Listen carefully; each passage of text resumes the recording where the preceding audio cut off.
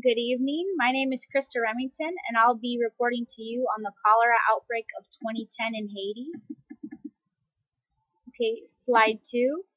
In the fall of 2010, cholera first emerged on Haiti's health radar. Haiti was then still reeling from a devastating earthquake earlier that year. Cholera first began in the Artibonite Valley about 60 miles north of Port-au-Prince, and then it spread through the river south towards the capital, where almost 3 million people live. Cholera rapidly spread to all 10 departments or provinces in Haiti. It infected 547,000 people and killed more than 7,500 people. The numbers could be a lot higher because surveillance was not accurate and a lot of people were afraid to report the true numbers, and also remote areas didn't have the ability to report their numbers. The UN soldiers from Nepal are credited with bringing the sickness into the country and spreading it by disposing waste into the river. The bacteria that causes cholera is Vibrio cholerae. It's a gram-negative, rod-shaped bacterium. The L. tor strain is responsible for the outbreak in Haiti. A rapid dipstick test confirms the presence of cholera, but in epidemic settings, confirmation isn't necessary to begin treatment.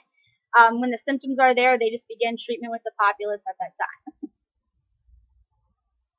So cholera is transmitted during the fecal-oral route. So it enters through the oral route and is discharged through the fecal route. Improper waste disposal practices and unsafe food handling can cause the spread of cholera. The cholera bacteria is ingested orally and then is discharged fecally. V. cholerae has a 1 to 3 day incubation period. Cholera is characterized by the sudden onset of severe diarrhea. The diarrhea is usually watery and clear. Muscle cramps, vomiting, weak pulse are also present. Mucus and intestinal tissue may be visible in the feces. Because of the extreme dehydration, loss of sugar pressure will also occur. Slide 7. In order to cause infection, the cholera bacteria must first pass through a hostile environment. According to the World Health Organization, 100 million bacteria must be ingested in order to cause infection. Most of these bacteria don't survive the acidity of the stomach.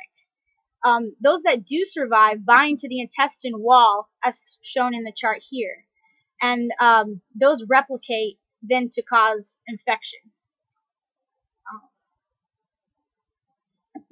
This causes fluid hypersecretion, diarrhea, and eventually dehydration. Okay, slide 8. Even though this method of transmission is fairly straightforward, the actual spread of the disease is pretty complex. Everyone's not susceptible to the disease at the same time. Those that have been vaccinated or have the disease or have had the disease may have immunity, but this wanes over time. So as time passes, immunity decreases and people may become infected more than once. Slide 9. In Haiti, the main mode of transportation was through contaminated drinking water. Because poverty is prevalent in Haiti, many Haitians have no access to purified water, so they use lakes, rivers, streams, cisterns as their main source. Slide 10. Since death occurs by dehydration, cholera is treated by rehydrating the patient. This can be done with oral rehydration serum, replacing electrolytes and fluids. IV rehydration is also used in most cases. In extreme cases, though, antibiotics are used to speed up recovery and for also immunocompromised individuals. Now, slide 11. The Haitian response to cholera was subpar at best. Haiti suffers from an extreme lack of medical staff. The WHO estimates only 2.5 physicians per 10,000 people. The sporadic and difficult transportation also made getting patients to a medical facility extremely difficult. Family brought the patients by taxi, motorcycle, or even carried them in by hand.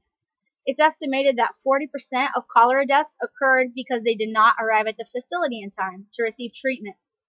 Also, insufficient supplies at clinics and hospitals caused many cholera deaths. Slide 12. The response in Haiti was effective in reducing the case fatality rate from 7% to 2% in localized areas. Posters such as the one to the right were distributed to teach proper waste disposal, hand washing, and water purification. NGO workers and government health officials also attempted to inform the public about early signs and symptoms of cholera and urged individuals to seek medical care immediately after symptoms occur. Slide 13. In order to prevent another outbreak, ongoing education will be critical. Hand washing practices, proper waste disposal, and noticing signs and symptoms can be taught at schools, churches, and even community centers.